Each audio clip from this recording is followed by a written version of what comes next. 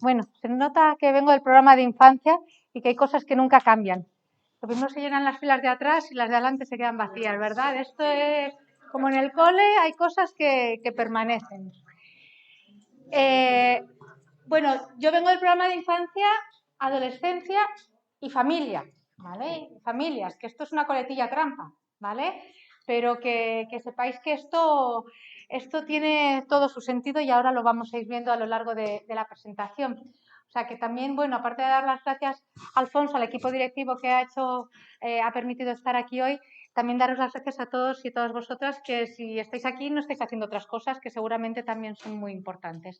Entonces, bueno, vamos a tratar que sea una sesión de lo más productiva. ¿De qué vamos a hablar? A ver. Ay, a ver. Que lo tengo.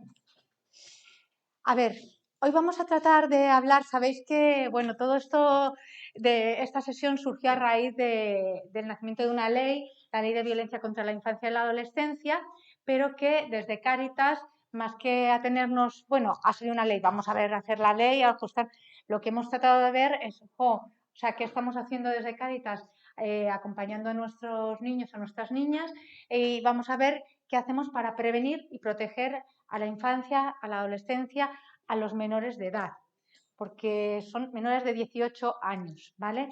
Es decir, 17 años hasta 0 años. Entonces vamos a ver primero por qué necesitamos en Cáritas y para qué. Sabéis que el por qué viene un poco, es de dónde venimos, y para qué, hacia dónde vamos, y necesitamos una política de prevención y protección hacia la infancia y la adolescencia. Y bueno, ¿qué es esto que ahora está tan en boga de los espacios, de los denominados espacios seguros o de buen trato? Luego vamos a ver cómo empezamos, por dónde empezamos para aterrizar la prevención y la protección y las obligaciones que nos está imponiendo la ley. Que nosotros, como Cáritas, estamos yendo un poco más allá de estas obligaciones, ¿no? Y a partir de ahí, todo lo que implica formación, sensibilización, registro, seguimiento, evaluación, ¿vale? Vamos a ver si llegamos a esta tercera parte. Yo me doy con un canto en los dientes y la primera parte nos queda clara y estamos todos más o menos en consenso con ella. Así que bueno, vamos a ella.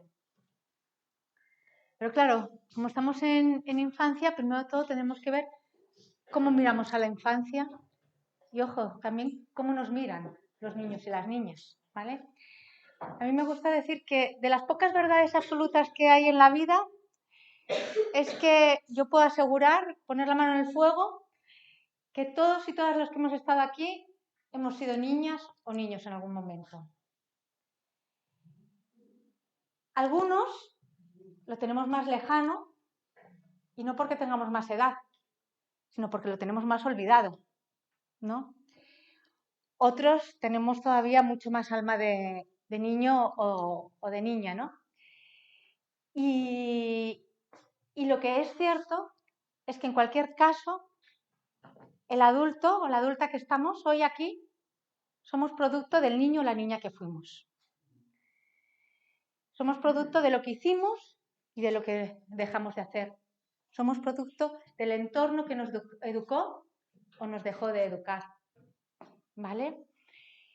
Y en esa mirada de los niños o las niñas, bueno, aquí que estamos en Cáritas y planteamos la mirada de derechos, los derechos humanos, decimos, todas las personas tenemos exactamente los mismos derechos. Pues bueno, en el momento que tienes menos de 18 años, ya no tienes derecho a votar.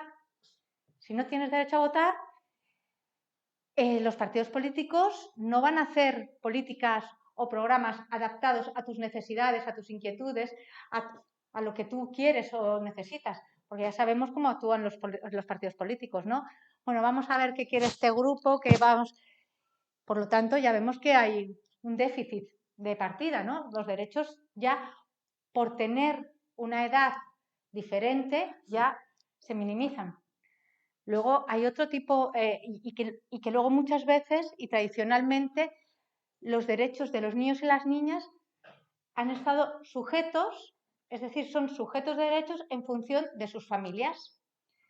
Es decir, yo tengo derechos en función de los derechos que tenga mi padre o mi madre. ¿Esto es así? yo no lo he dicho, pero por favor, interrumpirme cuando queráis.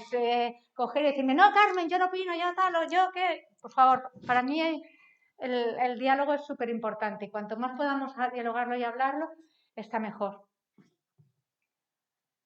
Por ejemplo, jolín, cuando hemos sido niños o niñas, o si tenéis hijos, o nietos, sobrinos, ¡jo! Manolito, es que tienes que compartir. El derecho a compartir, ¿no? Vamos a compartir. ¿Cuántos de nosotros dejan las llaves de su coche aquí a cualquiera? ¿No? Hombre, Manolito, es que tenemos que compartir. La visión de la infancia es muy diferente en cómo nos encontremos. Y si tratamos de diferenciar muchas de las cuestiones, muchos de los contextos que aparecen en personas adultas y lo planteamos en personas más pequeñas, nos vamos a dar cuenta de determinadas diferencias. Por ejemplo, imaginaros cuántas veces ha venido la tía Adelaida y le hemos dicho, dale un beso a la tía Adelaida. Es que no quiero darle un beso a la tía Adelaida. Que le des un beso a la tía Adelaida, por favor. Te lo estoy diciendo, por favor, que le des un beso a la tía Adelaida, que la tía Adelaida quiere darte un beso. Ahora, imaginaos esta misma escena en dos adultos. Carmen, que le des un beso a la tía Adelaida. Si yo no le quiero dar un beso a la tía Adelaida, no se lo voy a dar. ¿Por qué os cuento esto, entre otras cosas? Y esto va a ser parte también de elementos que vamos a ir cogiendo. Porque, entre otras cosas, qué importante es, desde nuestra infancia también, educar en decir no. No quiero, nos va, entre otras cuestiones, a ayudar a proteger, ayudar a priorizar. Algo que también es muy importante en Cáritas y que pocas veces hacemos, ¿verdad? Porque todo es importante, todo es urgente. Son elementos clave que vamos a ir viendo y a recordar también o a pensar que, bueno, ¿cuántas veces hemos dicho estas son cosas de niños? Para querer decir, no tienen importancia. Acordaros, cuando erais niños, cuando erais niñas, ¿qué cosas eran importantes para vosotros, para vosotras? Una cosa que era importante.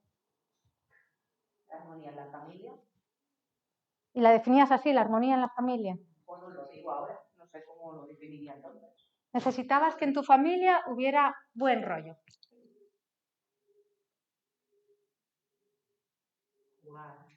Jugar era importante. Y amigos.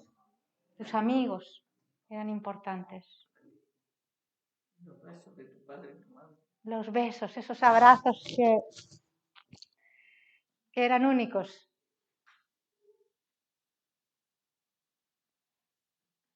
¿Y cuántas veces cuando erais niños o niñas os decían, déjate de tonterías, Carmen, eso no es importante? Porque lo importante nos lo decían, lo que no era importante nos lo decían los adultos. ¿Y cómo nos sentíamos? Pues mal. Yo para ti era importante. Gracias.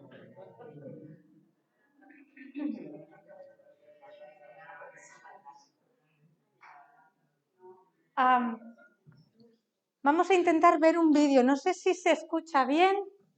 Vamos a ver. Se escucha muy bajito, así que vamos a tratar de estar en silencio a ver si escucháis.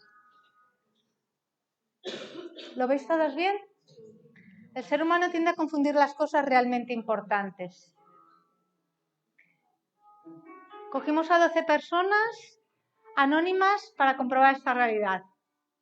No sabían lo que había o quién estaba al otro lado. Tienes 30 segundos para sacar de tu casa las 3 cosas más valiosas y luego todo se destruye. ¿Qué elegirías? Las 3 cosas más valiosas que sacaría. Hombre, yo soy madre. Yo creo que tendría que ser práctica. Dinero. Sí. La primera sería el ordenador portátil. Mi portátil. Un disco duro. El teléfono móvil. Me llevaría documentación. ¿Y bolsa? La cartera. Y salvaría una cartera que tengo con toda la documentación importante. 3 cosas que yo salvaría.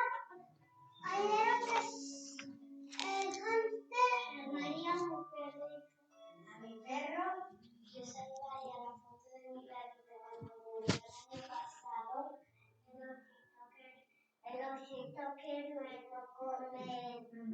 Y los pececitos, porque son mis amiguitos. Al libro de mi mamá, porque le gusta leer mucho. La medalla que me esforzado mucho es ir al parque por las tardes en fútbol. Mi chulete cuando era bebé. Y la caja de recuerdos donde mi madre guarda todas las cosas que aún recuerdo.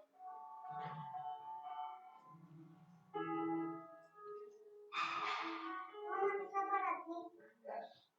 Este es para ti, Leo.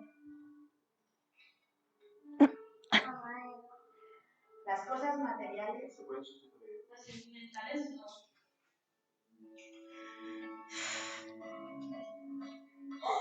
Ay, me estoy pegando.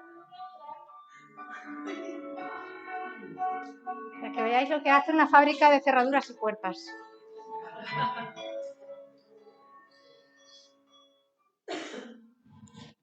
Jo, al final, ¿qué es lo importante?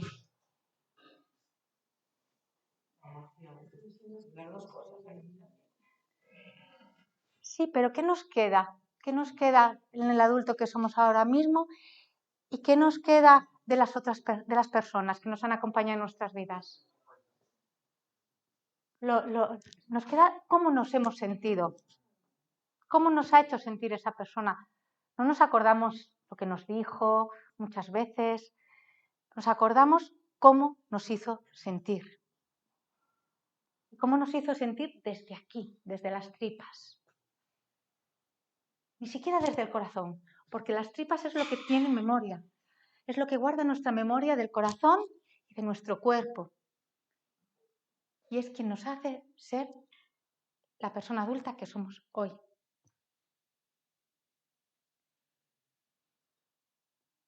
Es importante el dinero, es importante el ordenador, no te digo que no, por supuesto. Pero que cada vez que digamos, estas son cosas de niños, queriendo relativizar que no son importantes, es importante que pensemos por qué es importante para este niño o por qué es importante para esta persona esto. ¿Qué es lo que le hace sentir a esa persona que sea importante? Eso nos va a hacer empatizar y entender no solamente por qué es importante, sino desde dónde es importante para saber hacia dónde vamos a caminar. Esto ocurre mucho con los niños, con las niñas que acompañamos, pero también ocurre con los adultos que estamos acompañando. No sé si lo sabéis, pero el 98-99% de las personas sin hogar, no me atrevo a decir el 100%, pero tienen traumas no resueltos durante su infancia.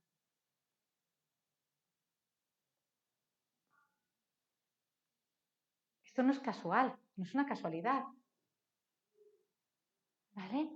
Tiene todo el sentido del mundo. Y por eso es tan importante que cuando hablamos del programa de infancia, adolescencia y familia, nosotros no estamos hablando que tenemos que trabajar, acompañar con la infancia y con la adolescencia. Decimos que es fundamental acompañar al entorno familiar.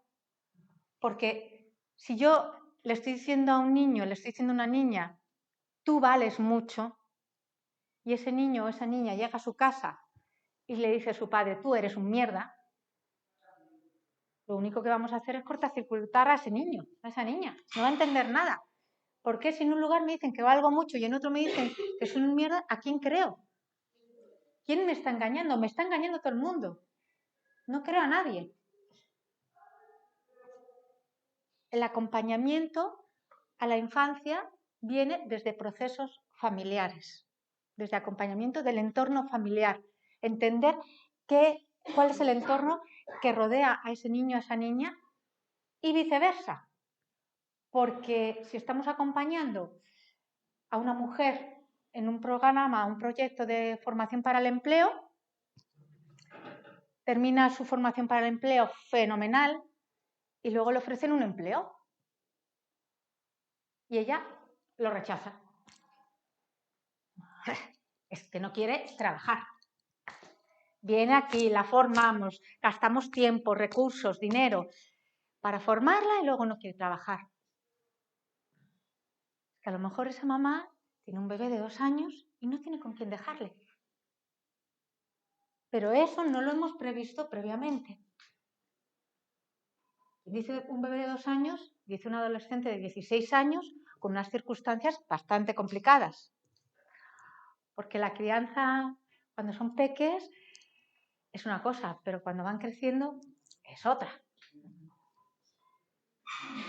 Si estos elementos, estos entornos no los tenemos claros y no los conocemos previamente, no vamos a poder acompañar a ese niño, a esa niña o a ese adulto. ¿Cuál es el entorno familiar que rodea y que preocupa a esa persona? Yo, Carmen de Cáritas, cada vez que vengo a Cáritas, ahora que veo que estoy aquí, tengo unas circunstancias familiares muy concretas. Yo no he podido venir aquí a Alicante sin dejar organizado a mis 3 hijos, a mi marido y a mi madre, que no os cuento, a mi perro y a mis 8 peces. Si yo no tengo en cuenta todas mis circunstancias familiares que me hacen venir aquí a Cáritas de una manera o de otra, nos perdemos mucha parte de la información y luego no entenderemos por qué Carmen está contenta o por qué Carmen mejor no te acerques a ella que muerde. Vale. Esto que digo que es importante con la infancia es importante también con los adultos. ¿Sí? ¿Hasta ahí estamos bien? ¿Algún comentario, crítica? Pues yo no estoy de acuerdo porque... De hecho, si queréis, no sé cómo vamos a ir de tiempos, pero os voy a hacer una invitación, porque para mí es importante, si queréis. O sea, yo voy un poco así apretada con los tiempos, pero si queréis, pues si no llegamos a todo, no llegamos. Y vamos a tratar de... adelante, a la fila de atrás. No pasa nada. Os voy a invitar a que cerréis los ojos un momento, que conectemos o reconectemos con ese niño, con esa niña, y nos acordemos cuál era nuestro sueño de niño o de niña. ¿Cuál era nuestro sueño?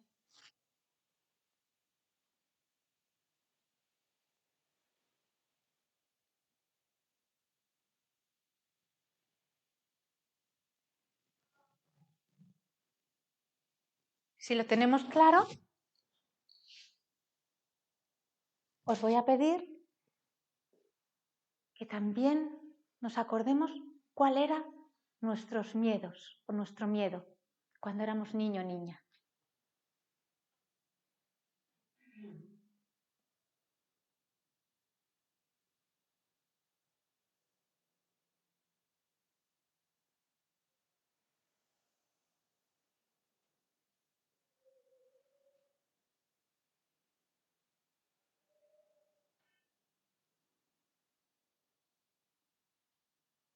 ¿Sí? ¿Todos lo tenemos claro o nos ha costado?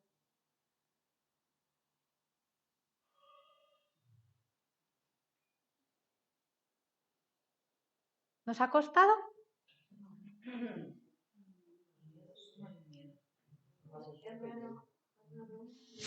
Sí, sí.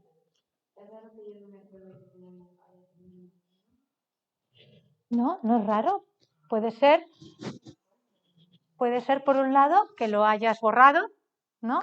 Que lo hayas asumido e interiorizado, o puede ser que directamente no los hayas tenido, o no hayas sentido que lo hayas tenido, porque todos tenemos nuestros miedos. Sí, hombre. Sí, Ujú. pero que un miedo de decir, es que me viene a la memoria esto. Aunque tengo miedos, sobre todo ya cuando soy mayor. Era muy joven y trabajaba y tenía miedo de que no pudiera yo a mis hijos darles una buena educación. Pero bueno, lo gestionas. Honestamente, ahora, en los años, se lo tengo muy bien. Entonces, no es que tenía miedo en ese momento. Hasta que mis hijos tuvieron sus carreras.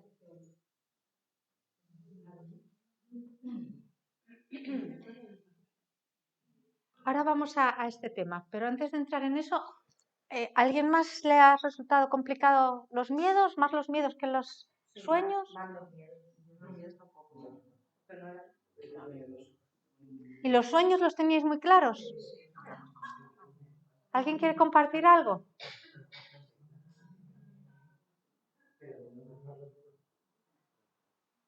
¿Queréis compartirlo?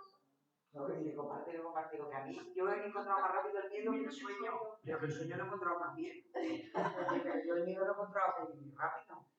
Yo tenía mucho miedo a perder a mi madre, porque mi madre estaba hasta mucho tiempo panica, y entonces ya no tengo mi madre. Pero en un momento determinado, entonces me ha venido enseguida. Y el sueño me ha costado un poco más, pero lo he encontrado rápido. ¿Parece sueño? ¿Sí? Yo siempre he soñado dedicarme al mundo de la farándula. Pero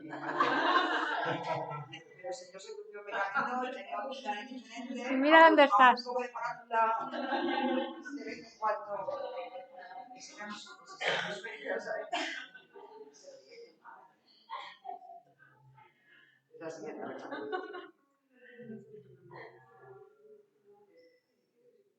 Gracias por compartirlo.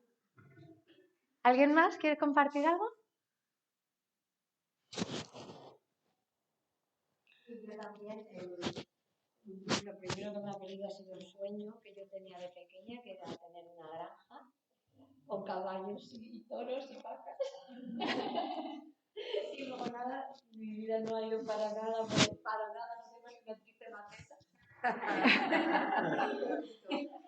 Y el miedo, como Charo, miedo a la pérdida de los padres, sí, estaba muy... Y no tenía problemas de salud ni nada, pero sí que ha pivotado mucho el miedo a la pérdida de las figuras de referencia.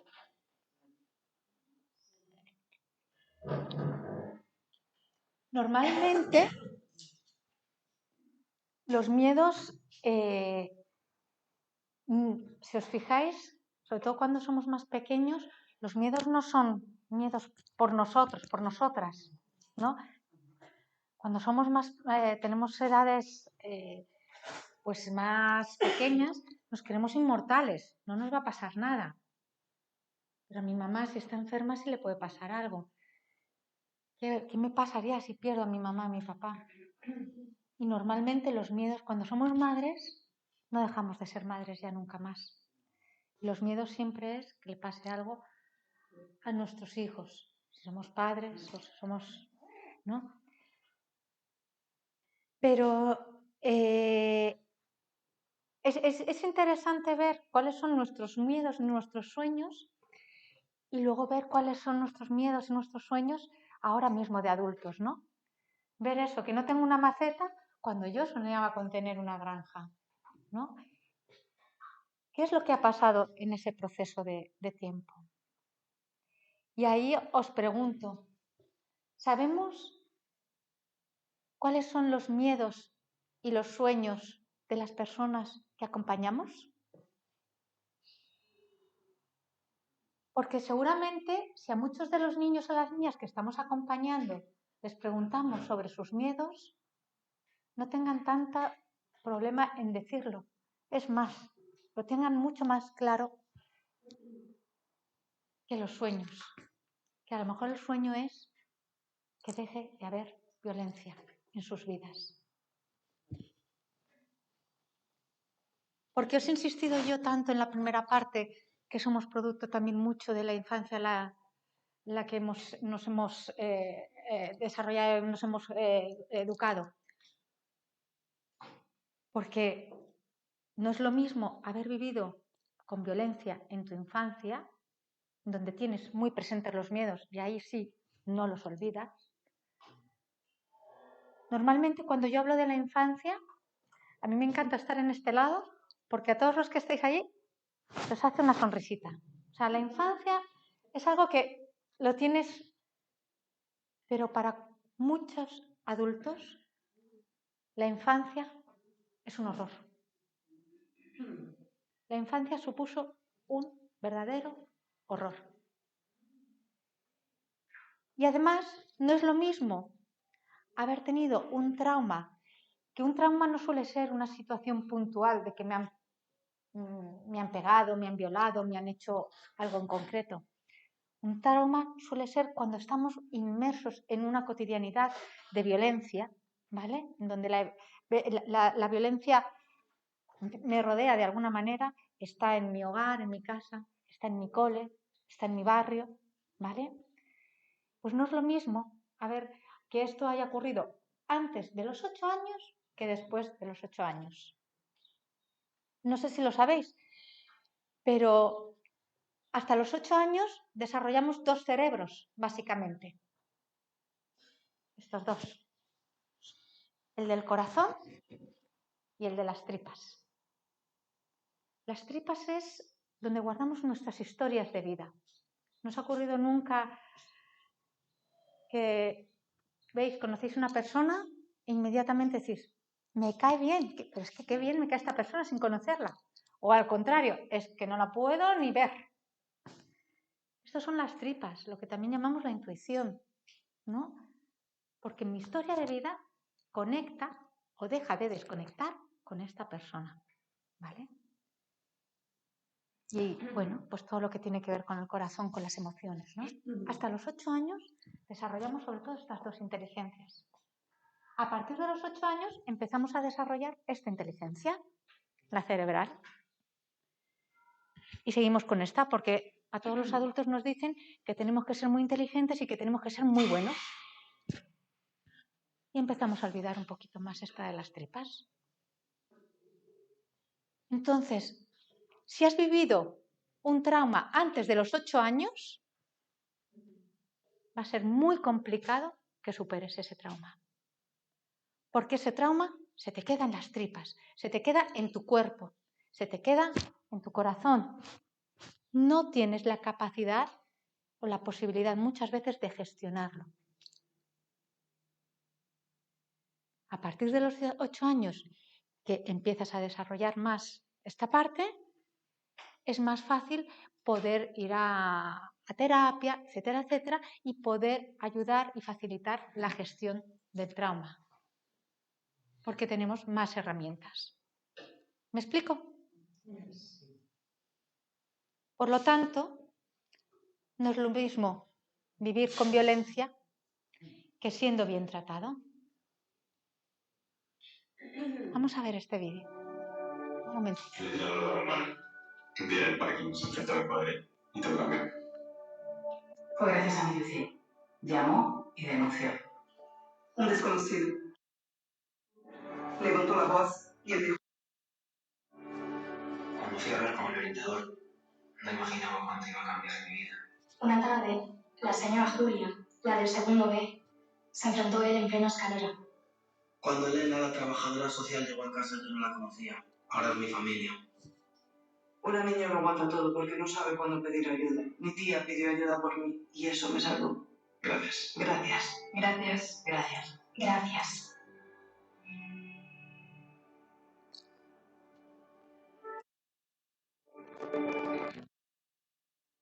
Porque tenemos menos habilidades, tenemos menos recursos, no sabemos decir que no, porque nos han enseñado a decir que sí a todo. Y no sabemos pedir ayuda. Y no sabemos cuándo, pero tampoco sabemos pedirla. ¿Sí? Y normalmente Normalmente no. Siempre la violencia contra la infancia, cuando hablamos de la violencia contra la infancia, comienza con la violencia o comienza por los adultos. Comienza siendo conscientes los adultos. ¿Sí? Y somos los adultos los que de alguna manera tenemos que ser conscientes de lo que ocurre o lo que no ocurre en nuestro entorno. Y a partir de ahí, algunas ideas preconcebidas que tenemos en torno a la violencia. ¿Pensamos que el abuso sexual infantil es más frecuente hoy en día que hace años? Esto es como la violencia contra las mujeres, ¿no? Que de repente parece que había más. No, es porque se destapa, empieza a destaparse y empezamos a conocer más situaciones, ¿no? ¿Pensamos que los malos tratos ocurren siempre en el entorno familiar? Normalmente, los malos tratos sí que mayoritariamente ocurren, si no en el entorno familiar, en entornos cercanos al niño o a la niña, ¿vale? Cercanos, conocidos, pero no quiere decir que no pueda ser en otros entornos. Pero normalmente el entorno familiar o cercano al niño o la niña es quien ejerce esos malos tratos. No sé si el maltrato escolar se entiende como bullying, quiero decir, se entiende como maltrato, el ámbito se amplía mucho más. Claro, no, lo que quiero decir es que siempre es una persona o personas cercanas al niño, muy cercanas al niño o a la niña, ¿vale? Es raro que sea alguien que pase por la calle. Sí, esto lo vamos a ver, la violencia entre iguales, esto también lo vamos a ver ahora. El maltrato infantil existe, pero es poco frecuente. ¿Creéis que es muy frecuente, poco? Yo creo que es frecuente. Que es muy frecuente. Efectivamente. A lo mejor no es ahora, no es tan frecuente el maltrato físico, pero sí el psicológico. Yo creo que ahora es mucho más frecuente el maltrato psicológico que el físico. Ahora os voy a enseñar, después de esta diapositiva, os voy a enseñar algunas estadísticas, pocas porque no hay muchas. Y no hay muchas estadísticas porque ya sabéis, os estoy diciendo que normalmente la persona que maltrata al niño o la niña es alguien cercano a él, que puede ser su padre, su madre, su tío o su entrenador de balonmano. Entonces, claro, pues un niño o una niña de 11 años, ¿cuántos habéis visto que vayan a la comisaría y que le digan y que vaya, es que me pasa esto? Y si va y le dice que pasa esto, ¿a cuántos no le van a decir? Anda, niño, vete a tu casa. Cosa de niños, ¿no? Entonces, en este sentido, hay muy pocos datos todavía. Están empezando a salir a la luz datos, pero luego vamos a ver algunos de ellos y nos vamos a sorprender un poquito, seguro. Si el abuso sexual o maltrato ocurriera en nuestro entorno, nos daríamos cuenta. ¿Tú crees que nos daríamos cuenta? En el 80% de los casos. Pero puede estar. Hombre, algo siempre no somos.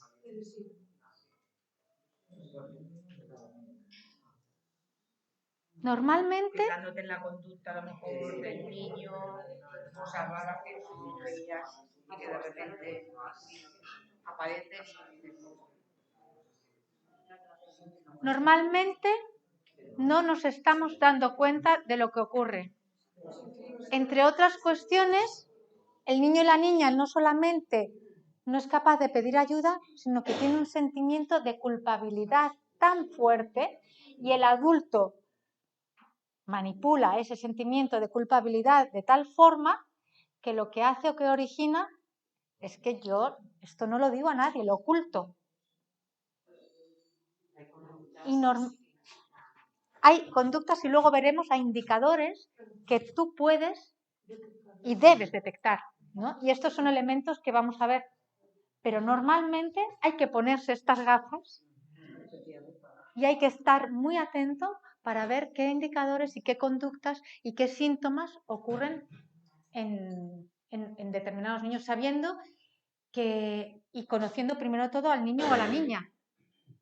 Porque un determinado síntoma en un niño no significa que pueda y que en otro pueda ser diferente, ¿vale?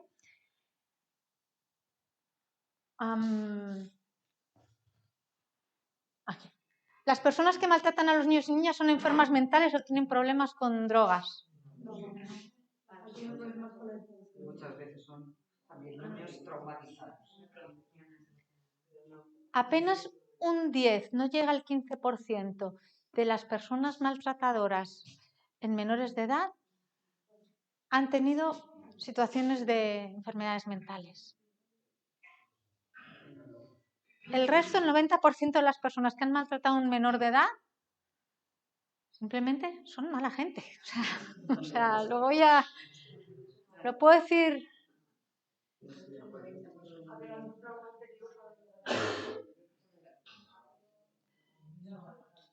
Sí, o sea, seguro que habrá un montón de circunstancias o situaciones y tal que podemos luego escarbar y tal.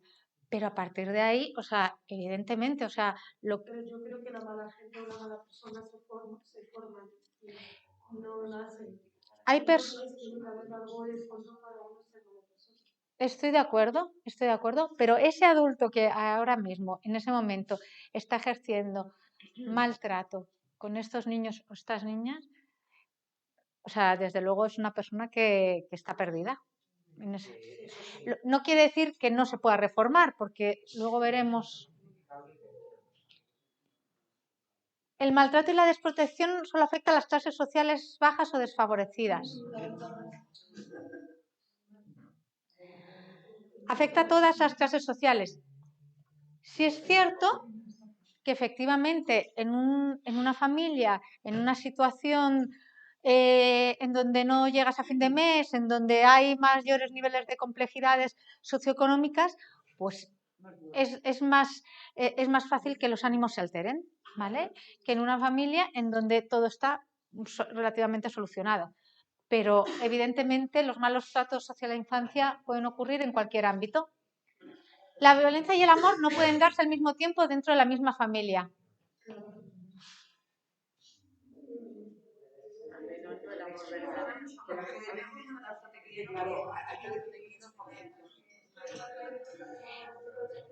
Mirar, un niño o una niña maltratado por su padre o por su madre va a seguir queriendo a ese padre o a esa madre. Siempre. Y a lo mejor ese niño o esa niña, tanto desde que es en su infancia como cuando es adulto, le puede llamar de todo a su padre y a su madre. Pero tú no se te ocurra faltar el respeto a su padre o a su madre, porque es su padre y su madre. Y todos los que estamos aquí, que hemos tenido padre y madre, sabemos lo que significa eso. Yo podré decirle todo porque estoy legitimado para ello, pero nadie más. Les quieren de alguna manera, ¿no?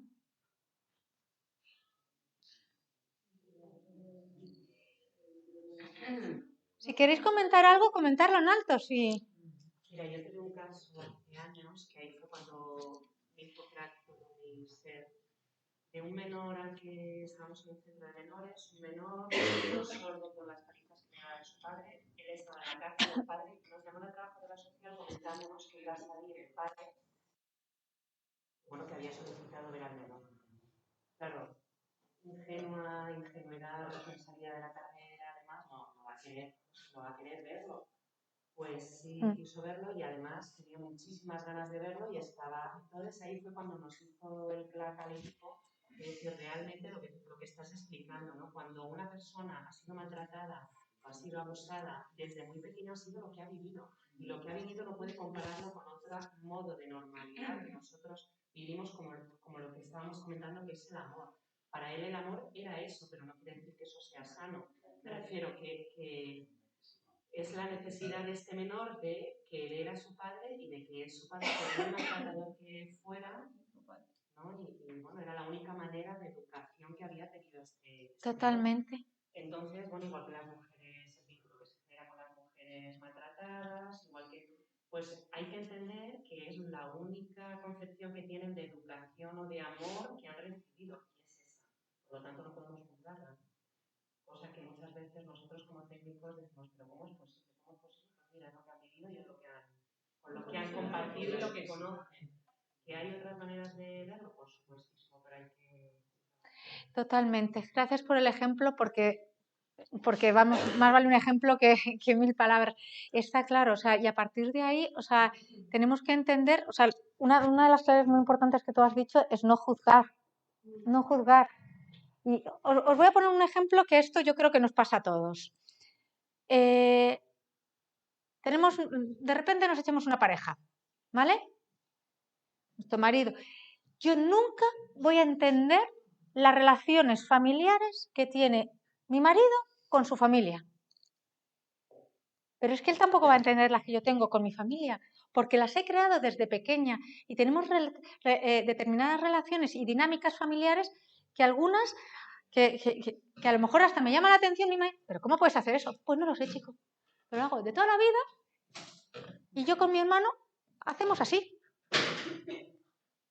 No podemos entrar a juzgar, podemos entrar a tratar de comprender en un momento dado y si no entendemos, no entendemos, acompañamos y punto. Y sabemos que nuestras relaciones y nuestras personas de referencia, como decía bien antes, Lola, son sagradas, son sagradas. Y tú no las vas a tocar, ni tú ni nadie. Yo también puedo poner un ejemplo. Al principio de mi trayectoria profesional, súper jovencita, recién estrenada, yo siempre he trabajado en el ámbito de menores y ahora ya estoy. Y uno de lo que me hizo llegar a la conclusión es que entonces, imagínate, en los años finales 70, principios de 80, en el centro compramos reyes para los niños. Y a un niño, a los niños, pues había uno concreto, le regalamos un balón, pero su padre maltratador y su madre ausente, le regalaron un peine. Un peine. Un peine de peinarse. Pues al cabo del año, el niño dormía con el peine debajo del almohadón y el balón pasó olímpicamente. O sea, y aquello a mí me provocó un cuestionamiento tan hondo que el niño llevase el peine en sus bolsillitos y debajo de la almohada. Y la tutora, la que llevaba su piso, me llamaba, me decía, ¿quieres ver el peine? Y yo digo, voy a ver el peine, porque el peine debajo de la almohada y del balón 3 días, el tercer se lo olvidó. O sea, cuando tú supones que para un crío un balón es importante, pues no lo fue. Fue más importante el peine. Porque volvemos al principio, ¿qué es lo importante para las personas? De un padre maltratador. Creo que era heridas y denuncias. Sí, sí. En los 80. Porque para denunciar en los 80 ya tenían que ser potentes. Sí. Tenían que ser potentes. Porque yo llevé a un niño a una denuncia con una marca marcada aquí y la policía me dijo que vale, que la marca la veía, pero quién había sido el autor de la marca. Y no se puso. Sí, sí. Algo hemos avanzado. Sí. Bueno, Carmen, primero agradecerte la incomodidad que estés sintiendo. Yo venía a oír hablar sobre una ley orgánica. Bien, bien, empezamos bien. Así me gusta. Que has estado hablando ahí en nuestras infancias. Y segundo, como idea preconcebida sobre la infancia la violencia en infancia y adolescencia, creo que tú estás pensando, y todos nosotros también, en España. Y bueno, pues por eso lo un ejemplo de al otro lado del Mediterráneo hay varias generaciones de niños y adolescentes que están sufriendo una política genocida por parte del Estado. Esta ley efectivamente hace referencia a España, pero sí que es cierto que se está extendiendo.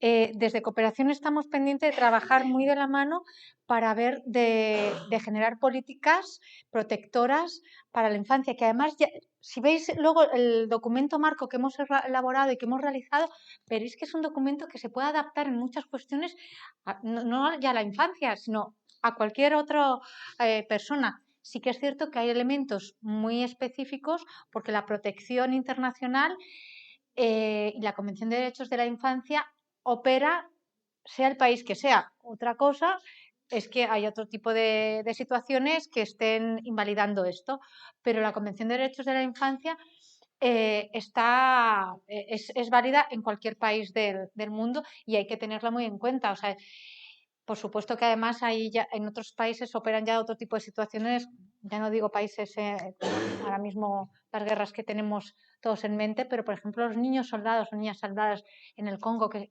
llevan toda la vida y que parece que se nos van olvidando, ¿no? Situaciones realmente bastante críticas. Pero es que, claro, si esas situaciones hoy en día muy graves se están dando en España, pues imagínate en todos estos países que no están protegiendo directamente a estos menores de edad con esta falta de habilidades, con esta falta de recursos para poder protegerse. Porque si no les estamos protegiendo los adultos, lo que ocurre es lo que pasa en estos países.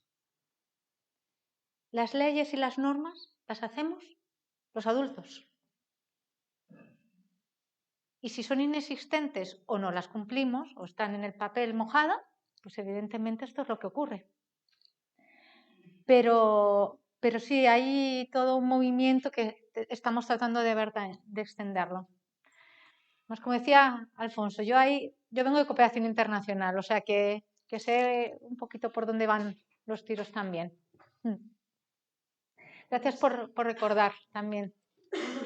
Yo, por ejemplo, eso es verdad, es decir, sin quitar ningún ápice a la violencia y a la situación que están atravesando estos chavales de fuera de España.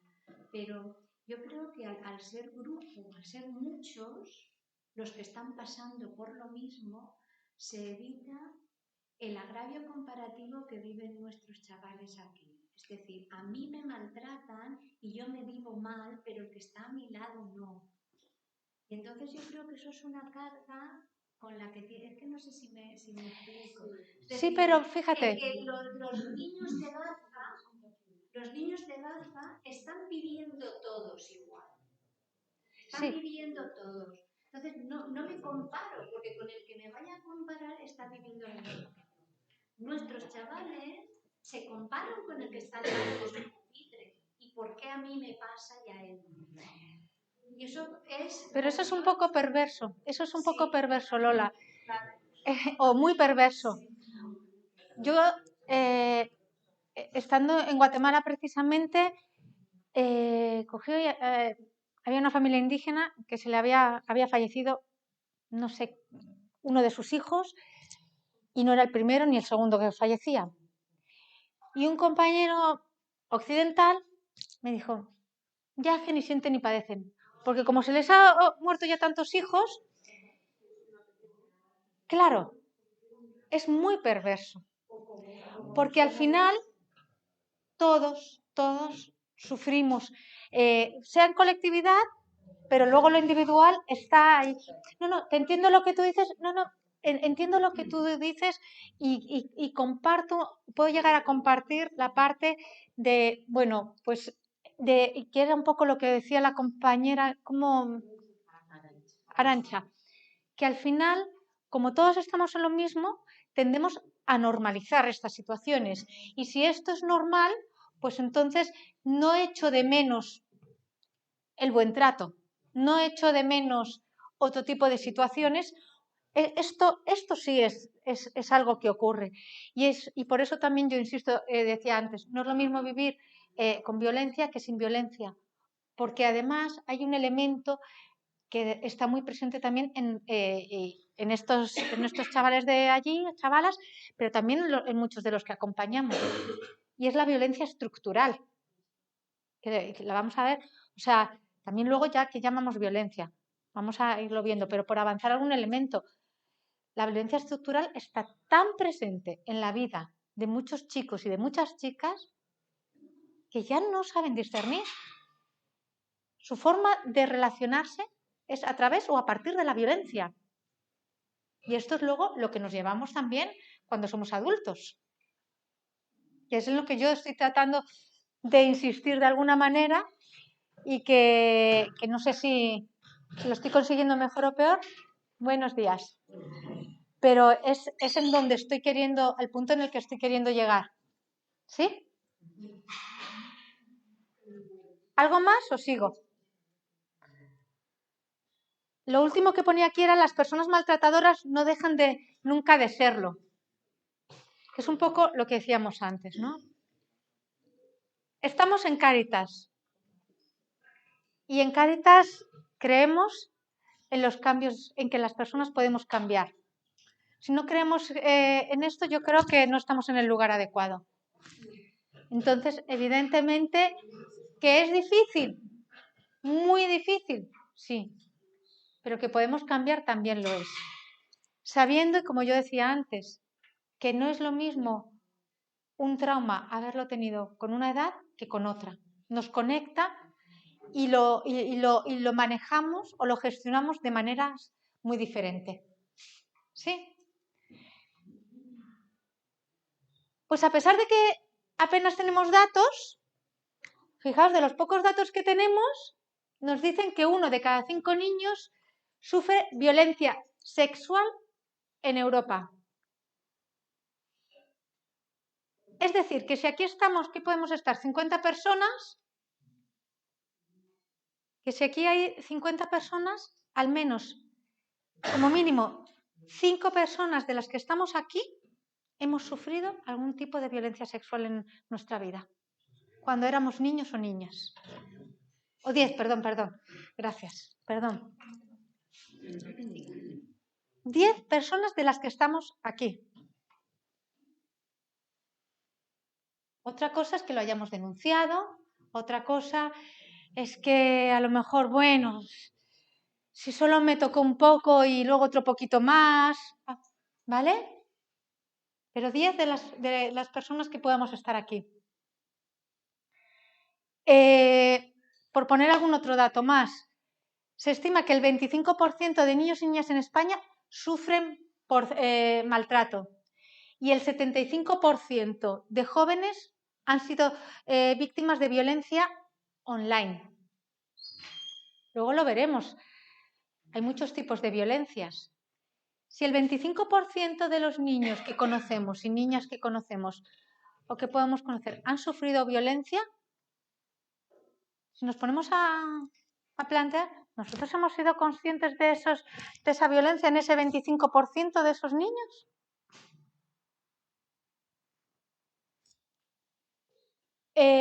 Por poner algún dato más, bueno, en el ámbito escolar que tú comentabas antes, Lola, ¿no?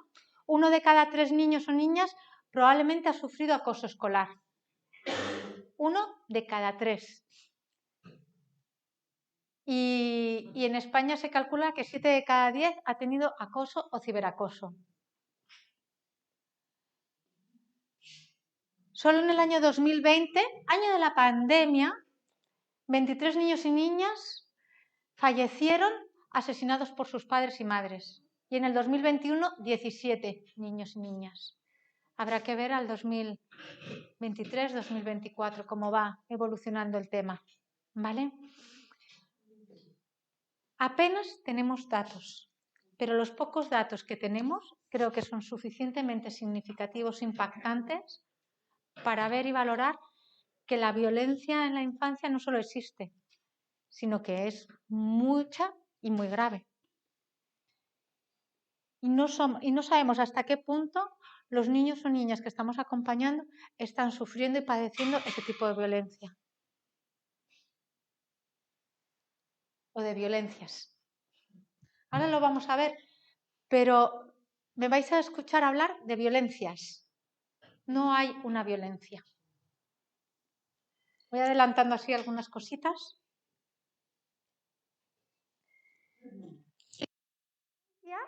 Y que hemos trabajado también mucho dentro del documento marco, tenemos una pata de prevención, de actuación o de protección y toda la parte luego formación, sensibilización, etcétera, que van las tres muy de la mano, ¿no? La pata de prevención es un poco la que voy a tratar de trabajar un poquito ahora, ¿vale? Y la pata de prevención es, por antonomasia, el programa de infancia, adolescencia y familia, ¿no? Ahora lo vamos a ver. Pero para la prevención, un poco comenzar preguntándonos, ¿no? ¿Qué creemos que es un espacio seguro o de buen trato?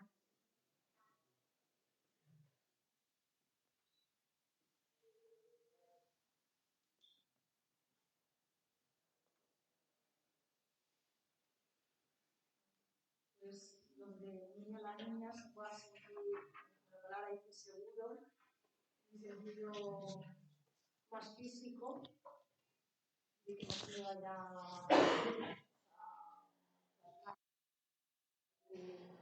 vejatorio, pero sobre todo también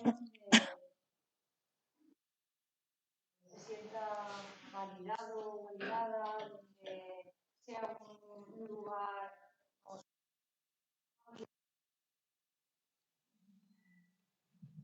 más allá de lo físico, también en lo sentimental y en lo emocional. Fundamental. Fundamental.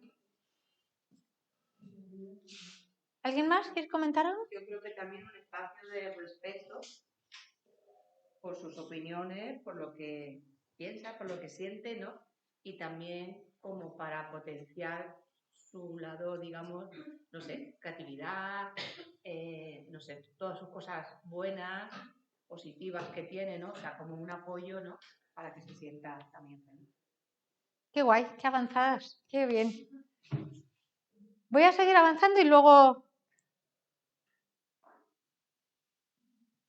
¿Creemos que hay riesgos en nuestra Cáritas? ¿De qué hay riesgos? ¿De no ser espacio seguro? Pero en nuestras Cáritas, o en que intentamos de Cáritas. En nuestro espacio de Cáritas.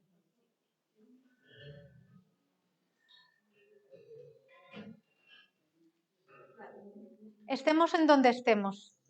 ¿Creemos que hay algún tipo de riesgo?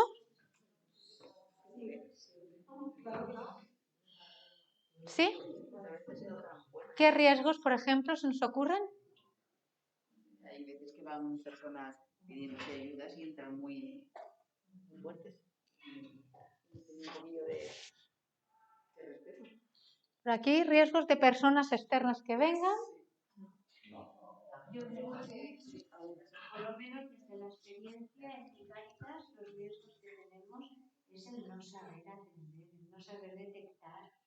Es decir, que hay veces que te viene, bueno, ya no solamente con la infancia, pero bueno, estamos en el tema de la infancia, hay veces que te viene una mamá con sus hijos a recoger algo o hacer un seguimiento, un acompañamiento, y tú ves cómo nos está tratando y tú no sabes intervenir ahí. La falta de conocimiento. Si le está diciendo, nene, cállate, por favor, que te eres una y una vez y con un tono amplio y tú, de ahí no sabes dar el siguiente paso de decir qué Muy importante. en esa situación, pero porque no somos profesionales.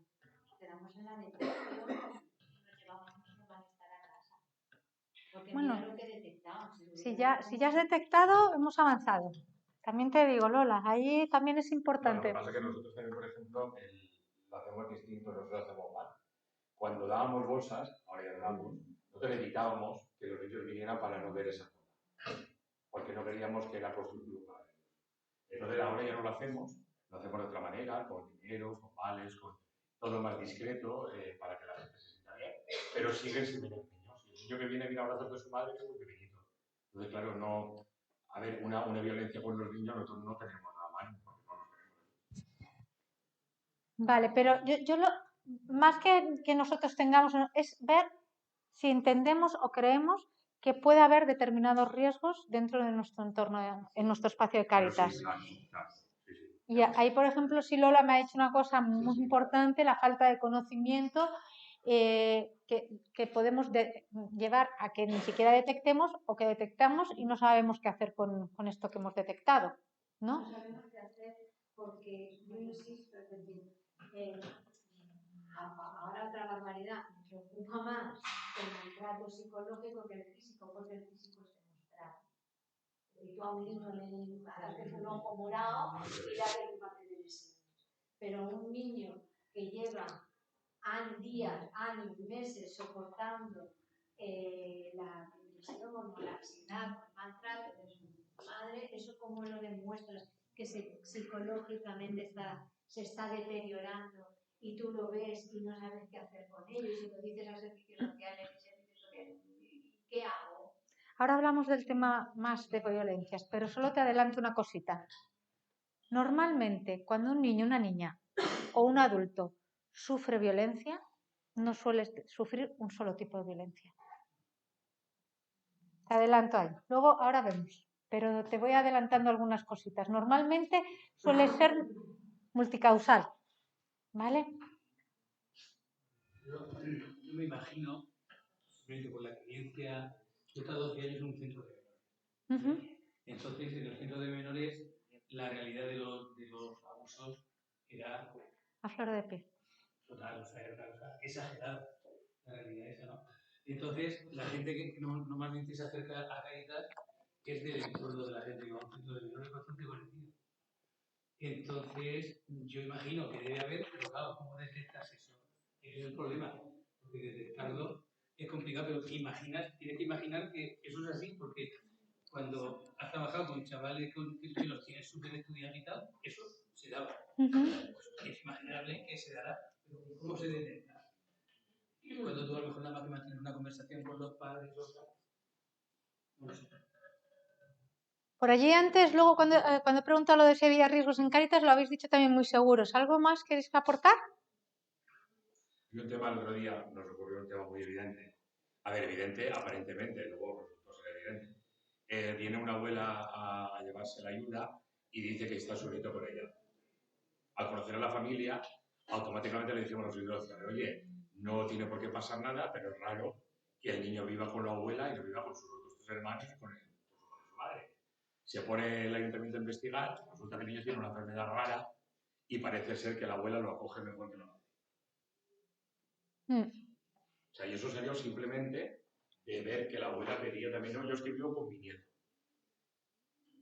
Claro, no, sí, luego hay multitud de situaciones que están delante nuestro y que a lo mejor no somos conscientes. ¿Algo más o sigo? Venga. Reconociendo que puede que haya riesgos, ¿qué riesgo o qué riesgos puedo asumir desde lo personal y desde lo institucional? Esta pregunta es para que también cada uno la reflexione, ¿no? ¿Qué riesgos soy capaz de asumir? Porque muchas veces ocurre que a lo mejor no detectamos, porque ¿qué voy a hacer yo con esto? Para mí es mucha responsabilidad. Entonces, mejor, bueno, yo sigo con lo mío, que es más fácil que meterme en estas complicaciones.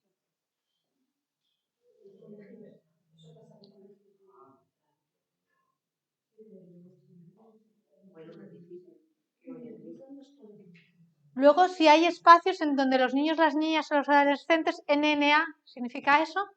Entendemos que puede correr algún tipo de riesgo de desprotección, ¿vale? ¿Y el resto de las personas de Cáritas? ¿Este es un espacio seguro?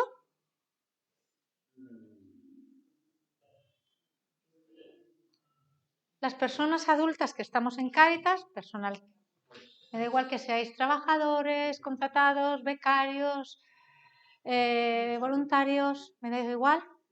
¿Nos sentimos seguros en ese espacio?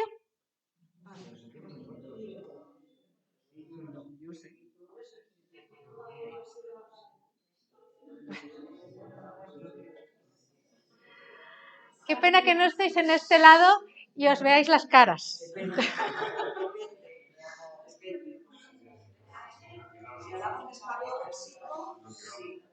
A ver,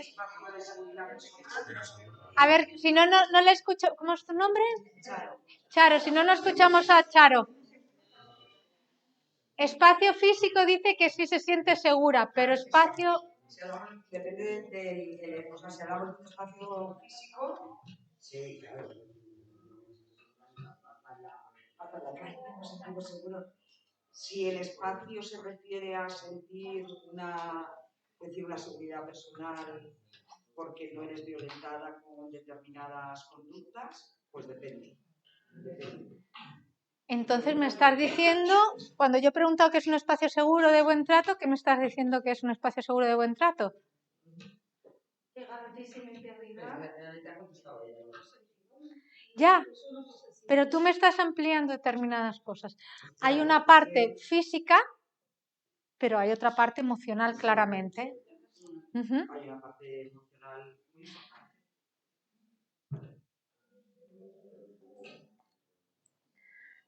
Hay un elemento clave y es que todas las que estamos aquí entendamos lo mismo por riesgo. Si no entendemos lo mismo por riesgo, pues tú vas a decir que es espacio seguro, tú que no, tú qué tal, y vamos a tener unas gafas pues con unas dioptrías muy diferentes, ¿vale? Entendiendo que el riesgo, en cualquier caso, viene dado con cuando hay un tipo de riesgo con una intencionalidad. Viene dado por alguien, viene dado por otra persona o personas con un tipo de intencionalidad. Puede ser desde lo activo o desde lo pasivo. Ojo, lo pasivo, el yo no me complico, también puede generar riesgos. ¿Me explico? O desde lo activo, ¿no? El hacerlo mal a propósito o el hacerlo mal porque no me he dado cuenta, también es un riesgo.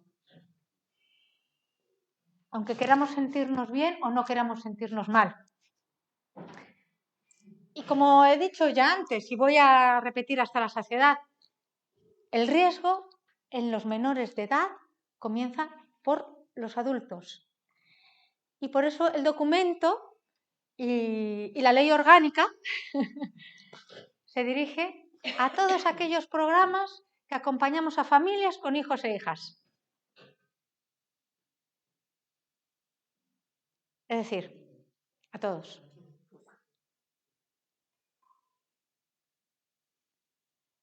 Yo, llegado a este punto, espero que con lo que hemos hecho previamente entendamos el porqué. Porque si yo empiezo diciéndose esto desde un principio, seguro que todas me decís, anda ya, Carmen, vete a Madrid. Pero yo espero que ahora, llegado a este punto, por lo menos esta parte haya consenso generalizado y entendamos el porqué, la importancia de entender de si un papá o una mamá que tenemos en el programa de empleo o en el programa X está diciendo, soltando pestes de su hijo o de su hija, o diciendo cierta sarta de barbaridades, ¡cling! Antena.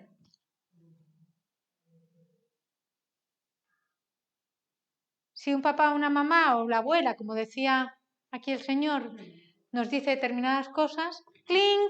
Antena. Porque el riesgo comienza por los adultos y sigue, y es fundamental en toda la organización. Nos involucra a todos y a todas. Seamos personal contratado, personal voluntario, becarios, personal religioso, me da absolutamente igual.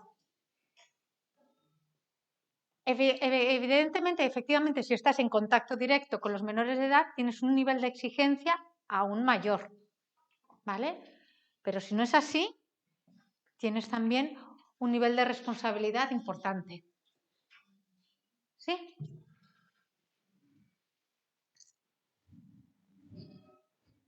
Porque los espacios seguros, como bien decías, Carmen, es verdad, mira que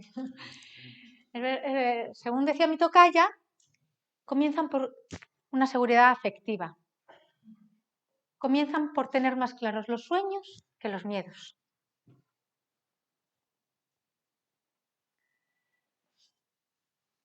¿Y cuál es la diferencia entre los adultos y los niños y las niñas?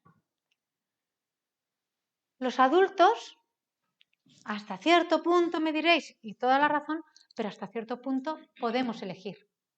Tenemos la capacidad de elegir. Eso sí, ponemos muchas excusas, pero tenemos la capacidad de elección. Lo que tenemos que hacer es trabajar con esos adultos, fortalecer esa capacidad para poder elegir. Esto, evidentemente, si lo haces desde tu infancia, mejor que si lo haces de repente con una persona con 30 años, con determinados traumas encima, acarreando, y con determinadas historias de vidas muy heavies, que esto complica, ¿no? Por eso el programa de infancia, adolescencia y familia, digo, que es el programa transformador por excelencia. Es el programa capaz de transformar realmente a las personas, capaz de transformarnos. Y las personas que estáis acompañando a la infancia, a la juventud, sois transformadores de la realidad social en potencia. Que no se puede hacer luego con personas sin hogar o con otros programas. Por supuesto que se puede y se debe. Pero es mucho más complicado. ¿No? Los niños y las niñas están a la intemperie. Y cuando un niño y una niña, y esto es importante, ha sido maltratado, hay un maltrato de los niños y las niñas en estos países, los que hemos fallado somos nosotros, los adultos. Somos los que estamos fallando. Porque no estamos aplicando la Convención de Derechos de la Infancia, porque nos la estamos pasando por el forro o porque estamos haciendo todo, porque lo estamos haciendo mal. Y estamos generando maltrato en un niño y una niña. Y cuanto más maltrato generamos en esos niños o en esas niñas, cuanto más o menos seguridad afectiva siente un niño o una niña, más posibilidades tienes de maltratarle o más posibilidades tienes de que le sigan maltratando. Por cierto, esto también nos ocurre a los adultos. Cuanto peor nos encontramos, es más fácil que nos rasguen en la herida. El adulto o la persona que está a nuestro lado tiene mayor capacidad de hacernos daño si quiere. Y lo va a conseguir. Pues en un niño o una niña esto se amplía. Y en un adolescente ni os cuento. En un adolescente que pensamos, bueno, tú ya... No sé si lo sabéis, pero hasta los 25 años el cerebro madurativo no se desarrolla. En algunos seguro que más, en algunos no se nos va a desarrollar nunca.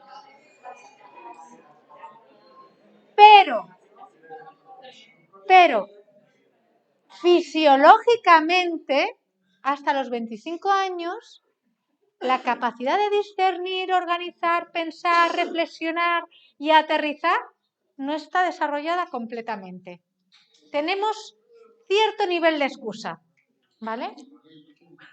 Pues ahora imaginaros un adolescente en donde todavía no es un adulto, pero es que tampoco es un niño o una niña. Estás en un limbo en donde estás aprendiendo a decirle adiós al niño o a la niña que eras o que eres y estás aprendiendo a ser un adulto, pero nadie te reconoce como adulto todavía.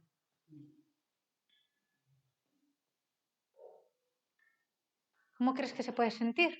Es un mundo...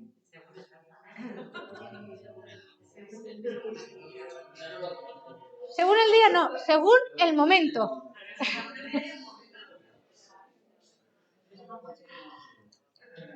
Una montaña rusa.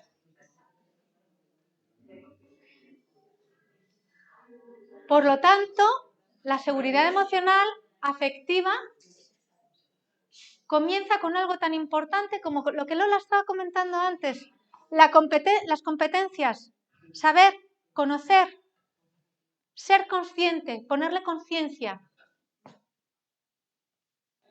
Y a partir de ahí, ver cómo serenamos las emociones. La cultura del buen trato parte de lo emocional, pura y dura. Hay otro tipo de situaciones como los desde luego, si se nos va a caer este techo, yo no me voy a sentir segura. Que no sería el primer techo que se cae en una Cáritas, es decir.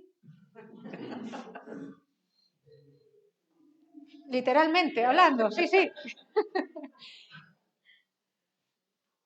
Pero si yo me siento con mis emociones serenas, va a ser más fácil que si no es así. Y por lo tanto, y lo he dicho hasta la saciedad, pero creo que es fundamental el saber pedir ayuda. Y no solo cuando ya es inevitable la situación, sino saber pedir ayuda y educar en saber pedir ayuda antes de que la situación salga de madre, vamos a decirlo, es fundamental. Saber, pero también os digo, ¿nosotras somos capaces de pedir ayuda? ¿Sabemos pedir ayuda?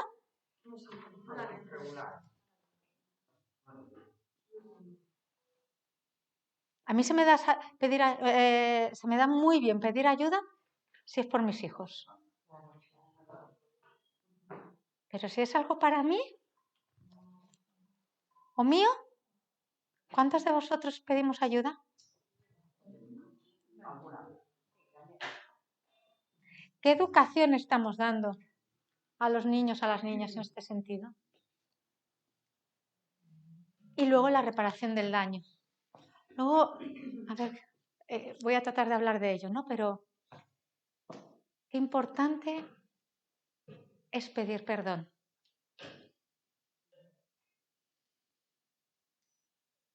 Y decir que me he equivocado. Lo siento. Decírselo a nuestro padre, decírselo a nuestra madre, pero también decírselo a nuestros hijos o a los niños o a las niñas. Me he equivocado, hijo. Lo siento de verdad. Tengo que mejorar aquí o aquí. Decírselo a nuestros compañeros de trabajo, a nuestras amistades.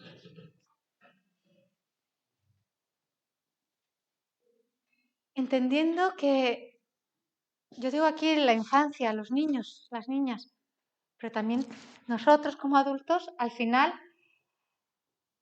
nos sentimos y expresamos a través o a partir de las emociones. Y no es tan importante cómo yo te estoy viendo, sino cómo yo te estoy sintiendo. ¿Se entiende? ¿Se explica esto? Y lo que os decía antes, a mayor nivel de fragilidad, mayor exposición al maltrato. A mayor nivel de seguridad afectiva, menor exposición al maltrato. Es así de claro.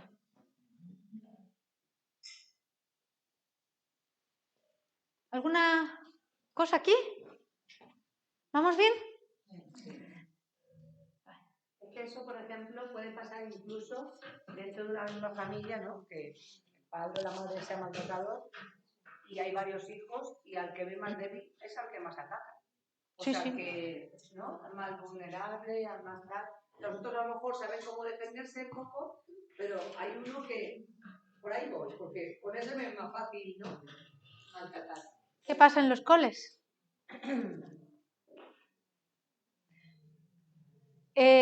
¿Vamos bien de tiempos? Que es que se me ha parado el reloj. ¿Sí? Ah, vale. Pues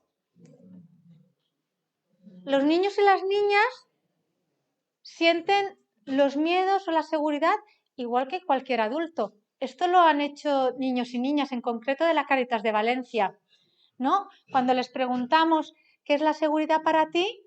que las personas también pueden ser un lugar de seguridad. La seguridad comienza en las personas, comienza en mí misma y sigue por la persona que yo tengo allá al lado.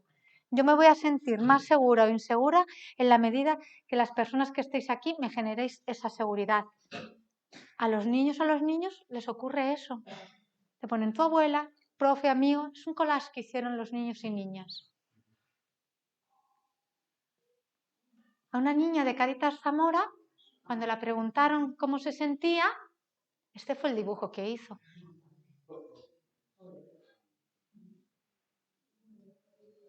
Yo me siento así, pero por dentro estoy así.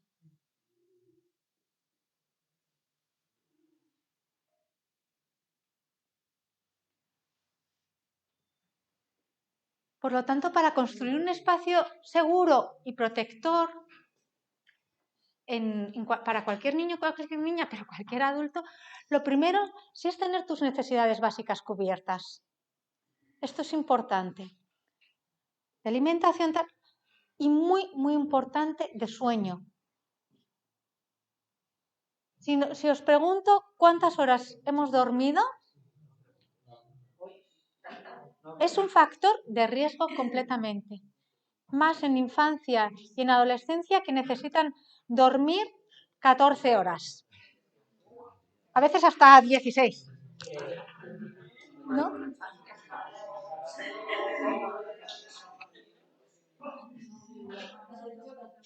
Pero se nota cuando un niño o una niña está empezando a pasar a la adolescencia, entre otros factores, porque necesita dormir más y porque necesita comer más. Necesita tener más cubiertas sus necesidades básicas. Y si no las tiene cubiertas, si tú no tienes cubiertas tus necesidades de sueño, ¿qué ocurre? ¿Qué nos ocurre si no dormimos bien?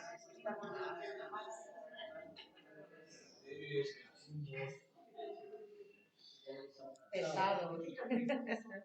Inaguantable. Yo estoy inaguantable y mejor no te me acerques.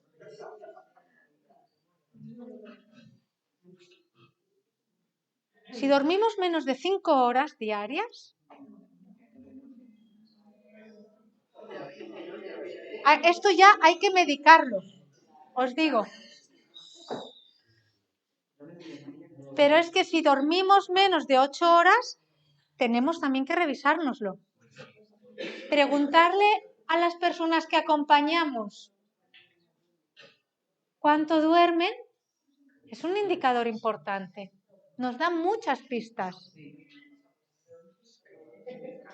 Y si no están durmiendo o no estamos durmiendo lo suficiente, seguramente habrá algún motivo o motivos por los que no lo estamos haciendo.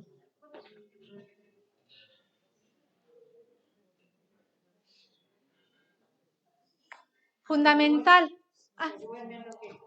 Quiero decir que indicadores son, el dormir es importante, pero también el comer. Sí, he hablado de la alimentación antes. Y además, encima, el tipo de alimentación que tomas, porque evidentemente... No puede un niño comer cuando le des la gana, por ejemplo, cuando a veces preguntas qué horarios tienes de alimentos, es decir, con tus hijos, si hacéis comidas conjuntas. Esto ya vas a más, Lola, pero efectivamente, sí. O sea, yo estoy ahora en la etapa... Estoy en la etapa de los mínimos, ¿no? A nivel de seguridad, un mínimo es tener eso, tus necesidades básicas cubiertas, ¿no? Fundamental, disponer de una red de vínculos. Si le preguntamos a ese niño o esa niña, a cualquiera de nosotros, si tengo un problema gordo, ¿cuántas personas, pero personas reales de confianza, a cuántas personas de confianza puedo acudir? Si yo me derrumbo, ¿cuántas personas me van a sujetar realmente?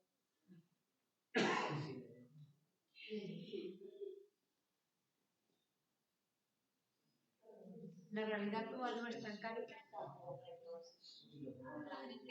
hay mucha gente que venida de fuera y hay niños que dicen, mamá, te da mal y no hay más. Los terapeutas te dicen que si no hay una red mínima de 3 personas, es muy, muy complicado trabajar procesos traumáticos o situaciones complejas con los niños y las niñas, pero con cualquier persona. Porque en ese proceso de introspección y de revisión te vas a caer. Te vas a caer. Y si no tienes a esas personas que te van a sujetar, es muy complicado. Porque puedes seguir cayendo. Todos necesitamos tener una red. Una red mínima. Ojalá máxima. Pero pensemos en cuántas personas tenemos cada uno de nosotros y pensemos en cuántas personas tienen o pueden tener las personas que acompañamos.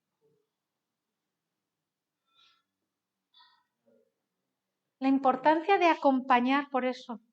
Digo, insisto, lo que decía anteriormente, el entorno familiar. Y cuando hablo del entorno familiar no hablo papá, mamá, hermanos y ya. Hablo tíos, hablo vecinos, hablo profesorado, hablo amistades, hablo todo el entorno, ¿vale?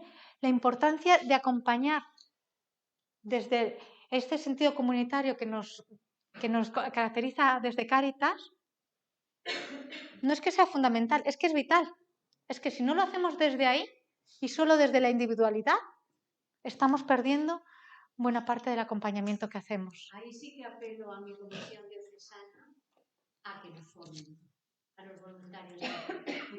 Porque es verdad que desde Cáritas parroquial, hablo sí que a veces nos convertimos en red de apoyo a estas personas que vienen solas. ¿Y eso crees que es malo o es bueno? Bueno, Claro. Vale. Pero el problema es que no estamos formados. Que no lo sabéis gestionar. Efectivamente, esa es la palabra. No lo sabemos gestionar. Nos encontramos con un mundo, con una cosa grande delante de ti y no sabes que tienes que estar ahí, pero no sabes cómo. Y eso necesitamos mucha formación porque somos voluntarios. Ese proceso no es un proceso de personas formadas. Nosotros no estamos formados. Sin embargo, sí tenemos sí que somos conscientes de que somos redes. Pues eso es fundamental que estás diciendo, Lola. Ahí ver cómo formar y cómo ser conscientes de que somos red para las personas que acompañamos o para la persona que tenemos a nuestro lado y cómo en lo que dice nuestro modelo de acción social y cómo somos y estamos y acompañamos en este sentido. Entonces, no me quiero ahora enredar en esto, pero desde luego eso es un temazo y es uno de los puntos fundamentales. Es que entendamos, cuando yo digo que somos dentro del programa transformador por excelencia, es desde este ser y estar. O sea, durante la pandemia, cuando les preguntamos a los niños, a las niñas y a los papás y a las mamás qué es lo que habían valorado mejor del trabajo que habíamos hecho o dejado de hacer, qué es lo que mejor habían valorado, no nos dijeron todos los alimentos que nos habéis dado, todo el material escolar, todo... No. Nos dijeron el saber que había alguien que me podía escuchar. La escucha. Esto nos lo dijeron de manera abrumadora, no mayoritaria, abrumadora. Sigo porque me estoy enrollando, termino esta diapositiva y lo... Confianza. Si yo no confío en las personas, no puedo confiar en la vida. Si no puedo generar confianza en la vida, no puedo sentirme seguro o segura. Necesito confiar, caminar por la vida sintiendo confianza. es fundamental. Si todos estos niños o niñas de ahora en Gaza, cuando salgan de esta guerra, que esperemos que salgan antes que más tarde, no van a salir con confianza. Van a ser, sí, que salgan, los que salgan, sí, no van a salir con confianza, no van a salir con seguridad. Esto va a ser muy difícil de construir o de reconstruir. Pero ya no en estos casos, sino todos estos niños o niñas que antes de los 8 años o posteriormente a los 8 años han sufrido maltrato en sus vidas. ¿Qué confianza sí tienen?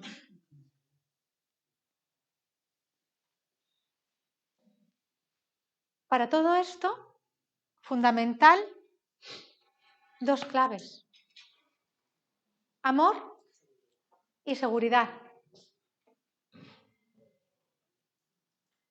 Y es más importante la seguridad que el amor. Porque si yo no me siento segura, no soy capaz de amar. Y tampoco soy capaz de que me amen. Para poder amar, necesito sentirme segura. Para poder sentir que me aman, necesito sentirme segura. La seguridad y el amor es único y nos une, hayamos nacido en el país que hayamos nacido, en la familia que hayamos nacido, en donde hayamos nacido. Si tú me preguntas qué es lo que yo quiero para mis hijos, para mis hijas, qué es lo que quiero para mí, siempre te diré, adornado como quieras, seguridad y amor. Y digo, primero necesito sentirme segura para poder sentir amor y dar amor.